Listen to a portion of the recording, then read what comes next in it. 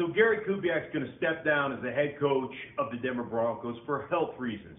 And those reasons are legitimate, going all the way back to his time in Houston when he had the stroke, and then this year again with the Broncos had another health scare. And I know that going into this thing, that was a concern. But the bottom line is this with Gary Kubiak. He is a loyal guy, and this is a production business. And when you are asked to let go of your best friends, because there's no question there were going to be some wide sweeping changes on that offensive staff, and you're asked to let go of your best friends, well, sometimes when you couple that with the health issues, it's just better to walk away and figure out what the next phase of life is for you. Gary Kubiak, one of the great coaches and one of the great people in this business. With reports coming in that Gary Kubiak is likely to resign today after the Denver Broncos football game as the head coach of this organization, what does that mean for us going forward? Well, look, first off, if Gary leaves, Gary, well done. You're a legendary part of this organization as a player, as a coach. No championship has ever been won without you as a part of this team. So I think all of Denver, all fans, all media, everyone will just tip our hats to you and say, well done, man. Thank you for everything you've done. But alongside with that means that we're going to have major overhaul. The defensive staff of this legendary defense, they're probably all going to be gone. The new head coach is probably going to bring in his own guys. Wade Phillips might have better ties with the head coach that is going somewhere else, so Wade might go with him. In this championship window that the Denver Broncos are still in with the players that they have on this team, just took a major hit because we're going to be starting from scratch next year, both on offense and on defense. So whoever we bring in, they better be a good football coach if they're planning on winning a championship in their first year, because it is difficult to overhaul a staff and players in year one like this. Good luck to whoever it is, but it's going to be a challenge.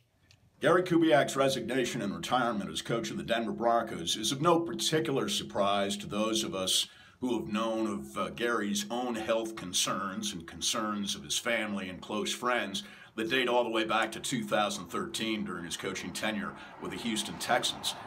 In fact, Gary seriously contemplating retiring at the end of last year, going on top as a head coach, as a Super Bowl champion with the Broncos, of course, and that rather remarkable Super Bowl 50 victory. As to the implications of his departure, I think Gary will be missed more actually as a personnel advisor to John Elway as opposed to a head coach.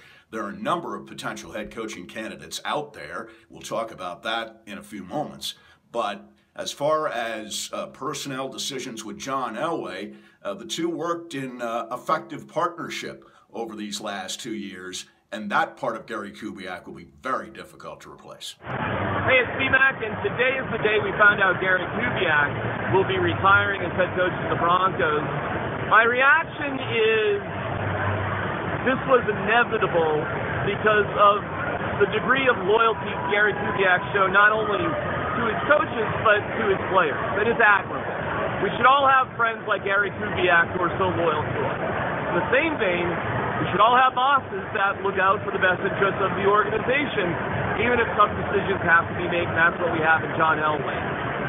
So I think there were going to be some serious cuts to the coaching staff that Gary Kubiak was loyal to. And Gary Kubiak, for health reasons and stress reasons and being able to look in the mirror, did what was in the best interest for him as a person, and I admire that. But you can't have the least effective offense ever and move forward. I expect Gary Kubiak to be back in the NFL because I think he loves football and loves coaching after a bit of a time off. And I expect the Broncos to be fantastic because John Elway is in a championship mode, and that's what the organization is about. A weird day, a tough day, but perhaps an inevitable day.